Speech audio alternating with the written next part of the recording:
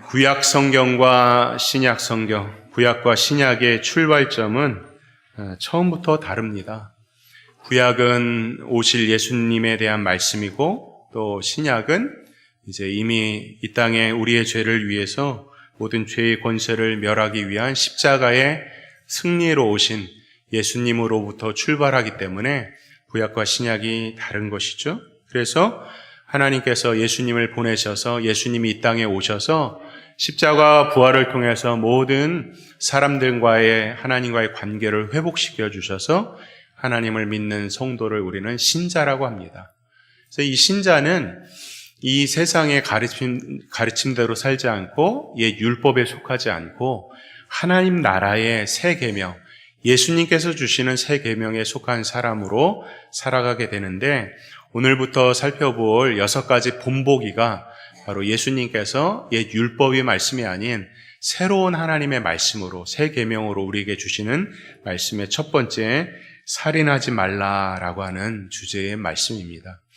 우리가 하나님의 말씀을 볼 때 6가지 본보기를 다 보면은 누구도 감히 이 말씀 앞에 온전히 설 수가 없어요. 그러나 그럼에도 불구하고 하나님께서는 오늘도 우리의 조각가가 되셔서 우리를 깎고 다듬으시는 것입니다. 그래서 그것이 아프고 또 찔림이 있을 수 있어요. 그러나 이렇게 하나님께서 우리를 조각하시는 이유는 더 아름답게 하나님의 영광을 위해서 쓰임을 받기 위한 것이지 우리로 잘못되라고 주시는 말씀이 아니니까, 말씀을 들으면서 찔림이 있는 것은 너무나도 당연한 것이고, 그 찔림은 오히려 성령께서 우리 안에 역사하시는 증거인 줄 믿으시기 바랍니다.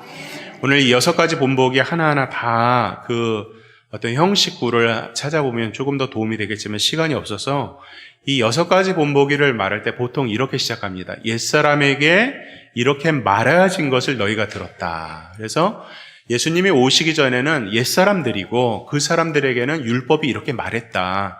그러나 이제 뭐라고 시작하냐면 나는 너희에게 말한다. 이렇게 시작을 해요. 옛사람에게 말한 바를 너희들이 들었으나 나는 너희에게, 나가 누굽니까? 예수님이죠. 나는 너희에게, 너희가 누굽니까? 예수님 믿는 신자, 제자겠죠. 나는 너희에게 이렇게 말한다라고 하고 있는데, 성경에 이 말씀이 신약은 헬라어로 쓰여져 있거든요. 근데 헬라어의 용법 중에 어떤 게 있냐면 보통은 동사에 주어를 품고서 말합니다. 말했다라고 하면은 누가 누구를 말했다 이렇게 다 인칭을 포함하고 있는데, 강조를 할 때는 그 인칭이 나와요. 그래서 여기서는 나는 너에게 말했다. 나는이라는 단어가 에고라는 단어거든요. 에고라는 단어를 6번 강조를 하면서 내가 너에게 말했다라고 할 때 이 에고가 나오지 않아도 되는데 에고를 6번이나 강조를 하면서 지금 예수님의 가르침이 얼마나 위대한 가르침인가를 강조를 하는 것입니다. 그래서 오늘 이 말씀을 우리가 볼 때에 결론적으로 이렇습니다. 예수님께서는 율법을 무시하시는 것이 아니다. 율법을 오히려 성취하러 이 땅에 오셨다라고 지난 주간에 우리가 말씀을 살펴보았어요. 성취한다는 것의 다른 의미는 초월하신다는 뜻입니다. 왜냐하면 예수님은 율법의 창시자시고 율법의 근원 되시기 때문에 율법에 매이시는 분이 아니에요. 하나님의 입술로 나온 말씀이 지금 오늘 성경 율법인 것이지, 하나님께서 이 율법에 매이시지 않고 율법의 창시자고 근원이세요. 율법을 초월하시는 거예요. 그러니까 율법으로 우리는 이렇게 살아야 된다고 생각하지만 하나님은 그 율법의 근원이 무엇인가를 오늘 말씀을 하고 있는 것입니다. 본문으로 가면 이것을 요약할 때 본문은 크게 분노와 또는 욕설과 모욕에 관련된 말씀을 이야기하고 있는데, 분노, 욕설, 모욕 다 한 가지 내용입니다. 근데 이것을 조금 더 구분하면 분노라고 하는 것은 불화의 감정이에요. 우리의 마음 상태를 말하는 것이고, 그렇죠? 그다음에 욕설과 모욕은 그 감정을 표현한 것입니다. 분노의 감정을 표현하면 욕설이 나오고 모욕적인 일들이 나오게 되는 것이겠죠? 근데 차이점이 있다면 오늘 성경을 보면은 그 심판이 조금 다릅니다. 그래서 분노하는 자는 살인죄고요. 욕설을 하는 자는 그 당시에 최고 법정인 산헤드린 공회에 의해 잡혀가서 재판을 받게 된다라고 되어 있고, 모욕을 하는 자는 마지막 때에 하나님의 형벌을 받는다라고 해서 각각의 형벌이 조금 다른 거 빼고는 다 같이 한 가지로 볼 수 있는데, 결론은 이렇습니다. 우리가 만일 하나님과 새로운 관계로 회복되어진 관계라면 그 관계를 누려야 되는데 그 관계를 누리는 것이 어디서요? 교회에서. 하나님께서 세우신 형제 자매들과의 관계 속에서 하나님이 우리를 회복시키는 그 관계를 우리들 가운데서 누려서 이곳이 천국이 되게 해야 된다라고 하는 천국의 현재성에 대해서 말씀하고 있는 것이 오늘 본문의 핵심적인 내용입니다. 그래서 오늘 본문을 보면 라가라고 하는 단어가 나와요. 좀 해석할 게 몇 가지 있죠. 라가는 텅 비었다 또는 머리가 텅 비었다. 죄송합니다. 속된 말로 골빈 놈, 이게 라가라는 뜻이에요. 라가, 골빈 놈. 당시에는 이런 용어가 일상적인 용어였습니다. 쉽게 지나가면서 할 수 있는 말들. 오늘날도 우리가 쉽게 그냥 욕설이지만 그냥 쉽게 하는 말들 있죠. 그런 말이 라가였어요. 오늘 우리 아이들이 뭐 놀이터에서 노는 그런 모습이 많이 있어서 이제 지나가다 보면 아이들이 욕을 빼고서는 말을 못하는 걸 많이 봐요. 욕을 얼마나 하는지 몰라요. 모든 입에 그냥 욕이 다 붙어가지고 지나가다 얘들아 욕 좀 하지 말고 예쁜 말 하자. 그러면 이제 그때는 잠깐이지만 우리 아이들의 입에 욕이 너무 많아요. 이렇게 일반적인 그런 말들. 그래서 이런 것들을 이제 라가 뭐 이렇게 돼 있고 또는 미련한 놈이라는 뜻은 모로스라는 단어입니다. 모로스. 근데 이렇게 모로스, 라카라고 하는 자들에게는 오늘 공회의 심판을 받고 지옥불에 떨어진다. 다시 말하면 구원의 문제와 상관이 있는 아주 심각한 경고를 하고 있는 것입니다. 무슨 뜻일까요? 우리가 만일 하나님과 회복된 관계를 가지고 있고 그렇다고 그러면 형제 자매들과 그런 증거를 보여야 되는데 우리가 흔히 쉽게 이렇게 그냥 툭 뱉을 수 있는 말들, 감정이 상해서 그냥 살짝 할 수 있는 말들, 이런 말들도 실상에 그 말을 하는 내 마음의 동기를 살펴보면 그냥 나온 말이 아니라 정말 그 마음에는 미워하고 질투하고 시기하고 경쟁하는 나쁜 마음이 있을 수 있다라고 하는 것을 오늘 경계의 말씀으로 하는 거예요. 그러면 이 말씀을 들으면서 우리는 그럼 누가 이 말씀을 지킬 수 있는가? 우리가 쉽게 그냥 뭐 일상적인 말 한마디 했다고 해서 그것으로 심판을 받고 또 공에 잡혀간다 그러면 도대체 누가 과연 이것을 피해갈 수 있을까 생각하면서 사람들이 생각하는 것은 그러면 조금 억양을 좀 줄여볼까? 골빈 놈 하지 말고 머리가 조금 나쁜 녀석 뭐 이렇게 말을 한다든지 또는 미련한 놈 이렇게 안 하고 곰 같은 놈 이렇게 하면은 뭔가 조금 억양이 부드럽고 요거는 좀 괜찮지 않을까라고 하면서 이제 말을 돌리는 거예요. 그 얘기를 하는 것은 어떻게 그런 말을 안 하고 살 수 있는가? 라카, 모로스 이렇게 그냥 쉽게 하는 말, 우리 일상에 한국말로도 일상에 쉽게 하는 말들을 어떻게 안 할 수 있을까 하면서 이렇게 말을 빠져나가는 그런 마음이 있습니다. 그런 것을 오늘 전체적인 내용에서 신학적인 용어, 굉장히 중요한 용어가 나오는데 그것을 결의론이라고 그래요. 결의론. 결의론이라고 하는 것은 뭐냐면 자기가 기준으로 생각해서 요만큼은 되고 요만큼은 안 된다고 생각하는 거예요. 자기가 기준을 정하는 거예요.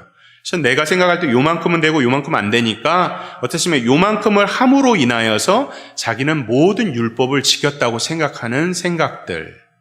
교회 생활할 때 그런 것들이 너무 많죠. 그런 결의론에 가득 찬 생각을 우리는 소위 율법주의라고 해요. 율법주의.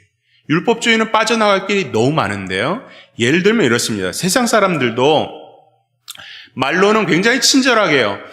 은행이라든지 무슨 서비스업 어떤 데 가서 물건을 사려고 하면 말은 굉장히 친절해요. 너무 싹듯해요. 근데 그 마음의 중심에 상냥하고 고운 마음이 없는 것을 발견할 때 되면 속이 상하죠. 그냥 말로만 그러는 거예요. 왜냐하면 그들은 물건을 팔고 자신들이 원하는 어떤 것들을 하는 것이 목적이지 그 사람과 마음이 만나서 그 사람을 위하고 그 사람을 위한 그런 모든 것들을 하는 것이 목적이 아니라는 거예요. 그래서 상사들은 그냥 서비스업에 있는 사람들한테 백화점 문 열릴 때 보세요. 190도로 인사를 하지 않습니까? 그렇게 인사해라. 친절한 말투를 하라. 라고 하니까 할 뿐이지 그 마음은 진짜 웃음과 미소가 없는 거죠. 그러면서 그들은 그것을 지켰다고 생각을 하는 거예요. 사회생활의 어려움이 그런 것입니다. 다 결의론에 갇혀져 있어요. 저 요만큼은 하면 되지. 내가 그럼 다 지킨 것이 아니냐라고 생각하는 마음들이 세상의 가르침이고 세상의 방식인 것입니다. 그러나 그렇게 사는 것은 그리스도의 삶이 아니라는 거예요. 세상은 예수님을 몰라서 하나님과 회복된 관계를 모르니까 그렇게 살 수 있지만 우리 믿는 사람은 마음의 증오나 어떤 마음의 분노의 문제들을 다루지 않고서 그냥 단순하게 말투만 바꿔서 조금 친절한 말투를 함으로 인해서 남들에게 상하지 않는 그런 말을 살짝 바꿔서 함으로 인해서 그것을 벗어난다고 말씀하고 있지 않아요. 예수님께서 그렇게 우리에게 말씀하신 거예요. 그리고 그것은 심지어 상대방이 먼저 나에게 잘못을 했어도 내 마음이 그런 상태라면 역시 마찬가지라고 하는 것입니다. 그리스도인의 모임에는 우리가 서로를 형제자매라고 그래요. 직분도 있지만 더 근본적인 관계가 형제자매예요. 혈육으로 나눠주지 않았는데 우리는 어떻게 형제자매입니까? 언약의 한 형제자매라는 거야.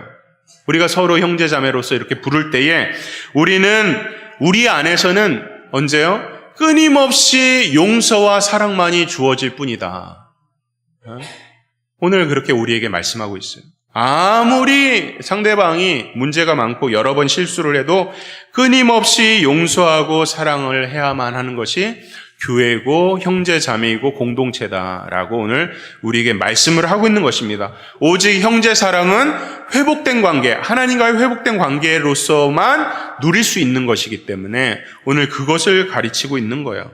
근데 그렇게 생각하면 우리가 또 이렇게 생각할 수 있어요. 그러면 누가 이 말씀을 잘못 생각하면 누가 혹시 나를 무시하거나 미워하는 말을 할 때 그냥 화를 안 내면 되지요 라고 또 빠져나가는 사람들이 있거든요.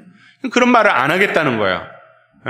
그렇게 하면서 빠져나갈 일이 있다고 생각을 하는데, 그런데 우리가 볼 때 보면은 오늘 이 말씀을 가만히 살펴보면 하나님께서는 우리에게 정말로 분노해야 되고 진리를 지켜야 되고 진짜 문제가 있을 때 그것조차도 하지 말라고 하는 것이 아니에요. 만약에 그렇다고 그러면 예수님께서도 어떻게 해요? 바리새인들을 보면서 회칠한 무덤이다, 독사의 새끼들을 이렇게 욕을 하셨단 말이죠. 그럼 예수님은 심판을 받아야 되는가? 그렇지 않죠. 그러니까 문제는 뭡니까? 이 말씀을 그저 문자적으로만 이해를 해서 그것을 자기의 힘으로 그것을 지키려고 하는 것이 문제라는 것이죠. 그래서 29절 30절에도 보면 어떤 말씀이 있냐면 내 오른쪽 눈이 너를 실족하게 하거든 눈을 빼버리라. 문자적으로 눈을 뺄 수 있습니까? 못 빼죠. 근데 예전에는 뺐어요. 300년 이때 오리겐이라고 하는 사람들의 제자는 눈을 뺐습니다. 실제로. 그만큼 문자적으로 말씀을 지키기 위해서 그렇게 살았던 거예요. 내 오른쪽 손이 너를 실족하게 하거든 잘라버리라. 만약에 이런 말씀들을 문자적으로만 해석한다면 지금 우리는 다 애꾸눈이 됐겠죠. 다 손발이 없겠죠. 그런 사람들이 모여서 예배를 하겠죠. 그러니까 그렇게 문자적으로 이것을 지킨다고 해서 근본적으로 죄의 문제가 해결되지 않는다. 문제는 뭡니까? 그 말을 쓰는 사람의 마음의 태도와 동기라는 것입니다. 진정으로 우리가 형제 자매라고 믿는다면 우리가 정말 서로 간에 예수 그리스도의 재림을 기다리는 정말 한 공동체로 혈육보다 더 진한 언약의 공동체로 믿는다면 서로 간에 어떠한 마음가짐으로 서로를 대해야 되는가? 조금 더 연약하고 부족한 형제 자매들을 세워주고 자기 것을 나눠주고 절제하는 것, 이런 것이 공동체의 삶이 아니겠는가? 오늘 우리에게 말씀을 하고 있어요. 예수님을 믿으면 이제 처음 교회에 나오는 사람들 예수님 믿기에 참 힘든 것들이 여러 가지가 있는데 남자분들은 술, 담배겠죠? 혹시 이 가운데도 여전히 술, 담배를 하고 계신 분이 있을 줄 몰라요. 근데 술, 담배를 한다고 해서 그것이 구원의 문제는 아닙니다. 그러나 문제는 뭡니까? 우리가 신앙생활이라고 하는 것은 크게 두 가지 기둥이 있어요. 하나는 진리를 지키는 면이 있고요. 하나는 덕을 세우는 면이 있어요. 근데 세상에서 핍박받고 어려운 시절에는 이 진리, 복음의 진리를 위해서 정말 목숨을 걸고 싸웠어요. 지금 사실 그런 시대는 아니에요. 그래서 어떤 면에서 이 덕을 세우는 것이 훨씬 더 범위가 넓어요. 자기의 모든 삶을 절제하는 거예요. 남을 위해서, 다른 사람을 위해서, 형제 자매를 위해서 자기의 자유함을 절제하는 거예요. 연약한 형제가 있으면 자기의 강함을 낮추는 거예요. 자기가 그런 말 안 해도 되는 그런 것들은 절제를 하는 것이죠. 술, 담배도 마찬가지입니다. 내가 술, 담배를 함으로 인하여서 다른 사람이 지나가다가 저 사람 무슨 어느 교회 안수 집사님인데 술을 안 해, 담배를 안 해? 그런 것으로 인해서 예수님의 이름이 욕먹고 믿지 않는 사람들에게 덕을 끼치지 못하는 그런 일들이 있으니까 덕세움 면이 굉장히 강한 것입니다. 신자의 삶이란 그런 것들이에요. 그래서 그것이 쉽지 않죠. 우리의 말과 행실과 우리의 삶의 습관들을 다 자유하지만 그리스도 안에서 모든 것이 자유하지만 그것을 다른 사람을 위해서 절제하고 덕을 세우는 삶, 이것을 오늘 우리에게 말씀을 하고 있어요. 물론 또 이래요. 마음의 동기가 아무리 선해도 함부로 할 수는 없습니다. 우리 이렇게 여태까지 말씀을 보면 그럼 마음의 동기가 중요하고 다른 사람을 위하는 마음이 중요하니까 그러면 그 마음의 동기가 가장 중요하겠구나라고 얘기할 수 있겠지만, 이 말씀을 가만히 묵상하게 보면은 이 말씀에서 뭐 이렇게 여러 가지 라카라, 모로스라 이런 말을 하지 말라, 그러면 어떻습니까? 공에 잡혀가고 지옥불에 떨어진다 이런 말씀이니까, 이런 과장법적인 이런 말씀을 하시는 이유는 그냥 이것을 문자적으로 지키지 말고 그냥 그 마음의 태도로 지켜야 된다는 것을 강조한다 생각하면서, 그러면 또 다른 이유에서 자기가 그냥 어떤 동기만 좋으면 무심코 뱉은 말은 그럼 다 용서가 될 수 있는가 이렇게 생각할 수 있어요. 그러나 그것도 역시 문제가 있다는 거예요. 왜냐하면 우리의 삶은 다 죄로 물들어 있기 때문에 그렇습니다. 삶의 특성이 그런 거예요. 우리는 아담의 후예로서 모두가 다 원죄를 가지고 이 땅에 태어나서 내가 아무리 선한 의도를 가지고 있어서 나의 말과 행동으로 인해서 다른 사람이 실족할 수가 있기 때문에 삶의 특성이 그런 거예요. 그렇기 때문에 내 동기가 아무리 선해도 오히려 그때에도 나의 행동과 말을 조심해야 될 이유가 또한 있는 것이죠. 그러니까 이런 면들을 다 보면 어떻습니까? 결의론으로 통해서 내가 요만큼은 지키고 요만큼은 안 지킨다고 하면서 빠져나가는 사람이라든지, 아니면 내 마음의 동기는 너무 선해서 함부로 한다든지, 이런 것들을 통해서 자기 스스로 이 율법을 지키겠다고 생각하는 사람들은 여전히 아직도 예수님의 가르침을 잘 모르는 것이고 율법주의에 빠질 수가 있다고 하는 것입니다. 그래서 예수님은 오늘 율법주의, 결의론을 배격하고 내가 무엇을 하느냐, 말하느냐, 그 마음의 태도와 동기, 그리고 마음의 태도와 동기와 함께 말과 행실이 요구된다고 말씀하고 있는 것이 오늘 본문의 내용입니다. 오늘 본문의 내용을 결론 짓기 전에 아주 적절한 예화가 하나 나오는데 민수기 20장입니다. 성경 한번 띄워주시겠습니까? 민수기 20장 1절입니다. 본문이 길지만 쭉 읽겠습니다. 첫째 달에 이스라엘 자손 곧 온 회중이 신광야에 이르러 백성이 가데스에 이르더니 미리암이 거기서 죽음에 거기서 장사되니라. 회중에 물이 없으므로 모세와 아론에게로 모여드니라. 백성이 모세와 다투어 말하여 이르되 우리 형제들이 여호와 앞에서 죽을 때에 우리도 죽었더라면 죽을 뻔하였도다. 너희가 어찌하여 여호와의 회중을 이 광야로 인도하여 우리와 우리 짐승이 다 여기서 죽게 하느냐? 너희가 어찌하여 우리를 애굽에서 나오게 하여 이 나쁜 곳으로 인도하였느냐?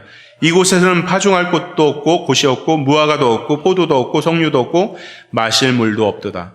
모세와 아론이 회중 앞을 떠나 회막문에 이르러 엎드리매 여호와의 영광이 그들에게 나타나며 여호와께서 모세에게 말씀하여 이르시되 지팡이를 가지고 내 형 아론과 함께 회중을 모으고 그들의 목전에서 너희는 반석에게 명령하여 물을 내라 하라. 내가 그 반석에서 물을 내게 하여 회중과 그들의 짐승에게 마시게 할지니라. 모세가 그 명령대로 여호와 앞에서 지팡이를 잡으니라. 모세와 아론이 회중을 그 반석 앞에 모으고 모세가 그들에게 이르되 반역한 너희여 들으라. 우리가 너희를 위하여 이 반석에서 물을 내려 하고 모세가 그의 손을 들어 그의 지팡이로 반석을 2번 치니 물이 많이 솟아나오므로 회중과 그들의 짐승이 마시니라. 여호와께서 모세와 아론에게 이르시되 너희가 나를 믿지 아니하고 이스라엘 자손의 목전에서 내 거룩함을 나타내지 아니한 고로 너희는 이 회중을 내가 그들에게 준 땅으로 인도하여 드리지 못하리라 하시니라. 이랬습니다. 오늘 이 말씀, 이 사건을 두고 모세와 이스라엘의 회중이 거룩하지 못하였다. 모세가 반석을 2번 친 사건을 통하여서 오늘 말씀을 하고 있는 것입니다. 오늘 알다시피 이스라엘 광야 생활에서 이스라엘은 언제나 불평이 많았어요. 그 말에는 언제나 불평, 불만, 모든 것들이 다 만족이 되지 않았어요. 언제나 그랬어요. 광야 생활 내내. 아무리 맛있는 것들을 주고 평생에 우리가 맛볼 수 없는 그 만나라는 거, 매출하게 고기가 부족하고 고기를 주고 모든 것들, 광야를 정말 불기둥과 구름기둥으로 인도하고 먹는 거, 마실 거, 입힐 거 다 입혀줘도 이스라엘은 언제나 그 입에 불평이 떠나지 않았어요. 사랑하는 성도 여러분, 오늘 우리의 삶도 그런 면이 있어요. 그러한 때에 오늘 모세가 이 이스라엘 광야 생활에서 너무나도 이스라엘의 이 행태가 너무나도 마음이 안 좋은 거죠. 그래서 자기를 이곳에 불러낸 이유가 정말 이곳에서 우리를 죽게 하려고 그러냐. 모세를 원망하고 불평하는 이러한 이스라엘 백성에게 하나님께서 그 모든 문제를 해결해 주실 것을 믿으면서도 반석을 2번 치는 행위를 통해서 자기의 성질을 부린 것이죠. 그러면서 뭐라고 해서 패역한 너희여 라고 말을 합니다. 패역한 너희여. 이것이 오늘 5장 22절에 있는 라카라는 단어예요. 라카. 패역한 너희여. 라카. 골빈 놈들아. 정신 나간 놈들아. 이렇게 이야기를 하면서 반석을 2번 친 행위를 통하여서 모세는 결국 하나님의 심판대로 가나안 땅에 들어가지 못하게 됩니다. 그러나 하나님은 모세의 마음의 동기를 모세를 아셨어요. 모세는 어떻습니까? 하나님께서 가나안 땅에 들이지 못하게 하셨지만 그러나 느보산으로 인도하셔서 가나안 땅을 보여주세요. 저곳을 넘어가면 바로 그렇게 너희가 40년 광야 생활의 정착지인 천성인 바로 가나안이다. 이것을 보여주세요. 근데 하나님 입장에서는 모세에게 그 가나안 땅을 보여줄 필요가 없었어요. 그러나 보여주시죠. 왜 그랬을까요? 모세의 마음을 아는 것이죠. 어떤 마음? 모세와 같이 지면에서 가장 온유하여서 이스라엘 200만, 300만이나 되는 그 수많은 숫자들을 40년 광야 생활을 인도한다는 것은요, 인간으로서 할 수 있는 것이 아니에요. 오늘 우리 성도들을 매일마다 모여서 20년, 30년을 같이 광야 생활을 한다고 생각해 보세요. 비교도 할 수 없는 숫자죠. 200명, 300만 명의 밥을 먹으려면 아침부터 점심, 저녁 하루 종일 밥을 해서 먹여야 되는 거예요. 밥 먹고 설거지. 40년 내내. 우리 식당 봉사 하신 분들 아시죠? 그거를 40년 내내 해야 되는 거예요. 그런 광야 생활에 모세가 이스라엘을 얼마나 사랑한지를 우리 주님은 아시는 거예요. 순간 모로스라고 해서, 라카라고 해서 그런 패역한 세대라고 하고 하나님의 말씀을 거룩하게 지키지 않았다고 할지라도 하나님은 모세의 마음을 아셔서 그 패역한 이스라엘 백성들의 그 형태를 아셨기 때문에 모세의 마음 가운데 하나님 찾아와 주셔서 아마도 위로하시고 너희가 그곳을 들어가지 못하지만 하나님께서는 신실하게 이제껏 인도하신 것처럼 이스라엘 백성들을 모세와 같은 지도자를 세워서 또다시 인도하리라고 마음의 안위를 주셨으리라고 믿습니다. 이런 모세의 실수에도 불구하고 모세의 마음을 사랑하시는 이런 사건이 오늘 라카라고 하는 모로스라고 하는 말을 하는 이것이 얼마나 치욕적인 말인지를 오늘 우리에게 그대로 말씀을 하고 있습니다. 로마의 외곽에 보면 공동묘지가 있는데 거기에는 카타콤베라고 하는 곳이 있습니다. 외곽의 공동묘지로 성도들이 초대교회 당시에 자신들의 성도의 신앙을 지키기 위해서 무덤을 파고 들어가서 그곳에서 은신처를 삼은 곳이 카타콤베라고 하는 곳이에요. 로마에 가면 여러분들 꼭 그 외곽을 한번 갈 필요가 있는데 그곳에는 수만 명이 살았어요. 그래서 들어가면 미로가 되어서 가이드가 없이는 지금도 나올 수가 없어요. 살기 위해서 미로를 팠던 것이죠. 그 안에서 생각해 보세요. 수만 명의 사람들이 대수변을 봤을 것입니다. 먹고 잤을 것입니다. 환기를 어떻게 시켰을까요? 사람은 수년 동안에 계속해서 사람들이 죽어나갑니다. 죽었을 때 그것을 시신들을 어떻게 처리했을까요? 이 동굴을 따라서 들어가면 옆에 이렇게 칸이 있어요. 그러면 거기서 사람들의 잠자리, 시신을 놓는 자리 이런 것들이 있고 또 세례를 받을 수 있는 그런 곳도 만들어져 있어요. 한 연구가가 조사하기로 그 땅은 음해질이라는 땅이에요. 그래서 손으로 처음 파기는 어려운데 파지면 계속 파져요. 들어갈 수 있어요. 그리고 나서 바람이 통하면 다시 딱딱해지는 그런 땅이기 때문에 그런 특성으로 그 몇 층의 그런 시체 안치실이나 여러 가지 것들을 만들어서 그곳에서 그들은 어떻습니까? 신앙을 지킬 수 있었던 것입니다. 생각해 보십시오. 카타콤베에 살고 있어서 수년 동안, 수십 년 동안 수만 명의 사람들이 그곳에서 같이 동거동락을 하면서 먹고 자면서 자신의 형제자매들이 죽어가는 모습을 보면서 그들은 과연 무엇을 생각했을까요? 아마도 그들은 형제자매들의 시체와 시신을 보면서 또 시간이 가면 갈수록 나도 저렇게 때가 되면 죽겠지. 이 세상의 삶이 전부가 아니구나. 그런 것들을 느꼈을 것입니다. 그러면서 진심으로 내가 이 땅을 살아가는 이유가 무엇일까? 무엇을 위해서 살아갈까? 정말 천국이라고 하는 것이 있을까? 라고 하는 그 소망을 키워가고 그곳에서 형제 자매들의 사랑과 안위 가운데서 정말 믿음의 여정을 걸어갔다고 생각해요. 생각해 보십시오. 우리도 마찬가지가 아니겠습니까? 우리가 오늘도 한번 내뿜는 숨을 다시 마시지 못하면 죽는 거예요. 인생은 그렇게 연약합니다. 한번 숨을 뱉고 마시지 못하면 죽는 인생, 1분도 숨을 참지 못하는 그런 우리의 인생, 연약한 인생이 우리가 이 땅을 어떻게 살아야 될 것인가? 예수 그리스도께서 우리를 이 땅에 부르셔서 형제 자매의 사랑의 공동체로 만들어 주셨는데 우리는 어쩌면 서로를 너무 미워하고 서로 비교하고 경쟁하는 그런 구도는 아닐까? 또는 무엇을 뺏길까 봐 자존심의 싸움을 하는 것은 아닐까? 그런 것들을 생각해 보는 거예요. 정말 우리 인생을 무엇을 위해서 살 것인가? 오늘 이 말씀을 통해서 잘 생각해 보시기 바랍니다. 우리가 살아가는 인생의 목적은 정말 주님의 영광을 위해서 나의 모든 삶을 주님 앞에 온전히 바치는 그것이 그 이상도 이하도 아닌 거예요.